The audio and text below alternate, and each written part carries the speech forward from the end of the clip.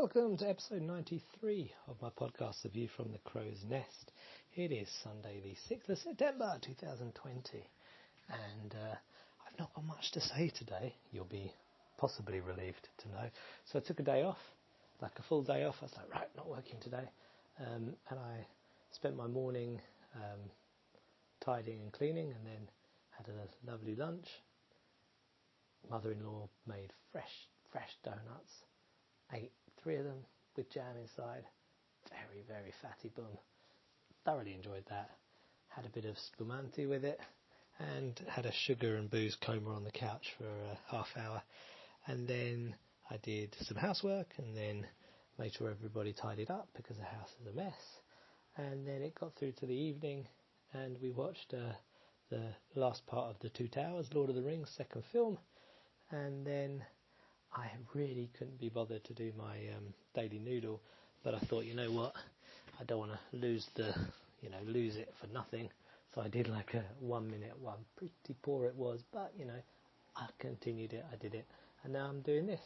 So it's a very short day, very short podcast, nothing really to say other than, I guess, what I did do today is I was reading and thinking about, certainly in the morning, about our position, our situation. It's very easy for us, as we have done in the last few months, to think of in terms of scarcity, in terms of we need to bring money in, we need this, we need that, the coronavirus is doing this, is doing that, victim, blah blah blah, and actually we're in a position of abundance, we're in a position of great opportunity.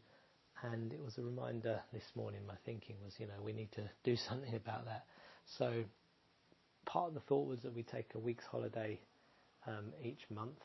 That is to say, rather than trying to get the days off during the week, which I'm not really doing, we go away. The whole point of us leaving London a year ago was to go worldschooling, to travel with the kids. And coronavirus shot that down, but actually we're in a position where we can do some travelling and still work. So a week's holiday isn't just not doing anything, it's a week's travelling, exploring some places whilst also obviously doing a bit of work while we're around.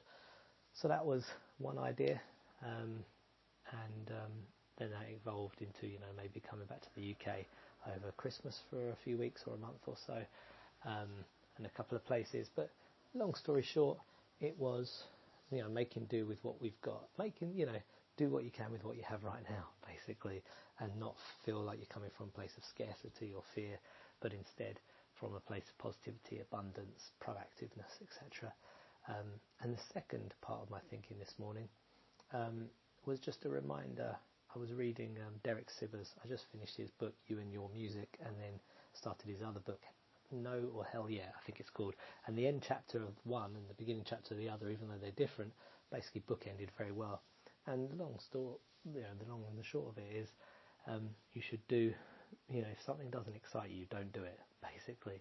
Even if somebody, people with success in that field or whatever tell you that's what you should do, if you don't feel excited by it, don't do it. So he gives an example. For example, as a musician, somebody says, oh, you must be on this app, let's say TikTok. He didn't say TikTok, but let's say TikTok.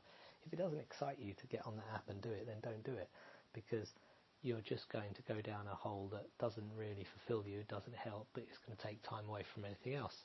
So the logical conclusion of that is, if it doesn't excite you, don't do it, but find somebody else who it does excite and find a way of getting them to do it. The obvious way is paying them, naturally. But there might be some less obvious ways you can do some work for them, they do some work for you if you don't have the money, the funds, whatever. But equally, there are plenty of people out there who love doing X that you may not like doing, and will be happy to have the opportunity to do it, even if it's just to add to their portfolio. People who are starting out, whatever.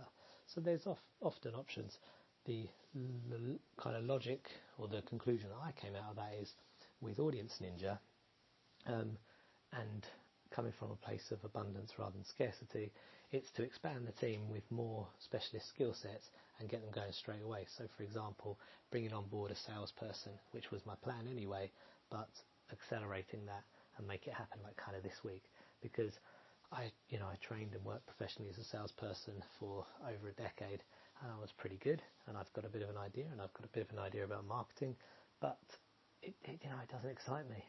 I like business, but I don't want to get involved in the nitty gritty and the ins and outs of stuff. And although I was going to orchestrate and architect my own advertising for my own music and such like. I've got a guy on board the team who's an ads guy, that's why he's there, and I thought, you know what, yes, I've got a strategy and a plan, and I could go and explain it to him, but actually, just pay, I'm paying the guy anyway, but, just get him to do it and take it off my hands. And his results may be better than mine would have been, they may be slightly worse than mine would have been, he may do it differently, he may do it the same way, who knows. But the point is, if it doesn't excite me, pass it on to somebody else who really loves doing ads. So that's kind of going to be my motto and mantra this week, see if I hold it out.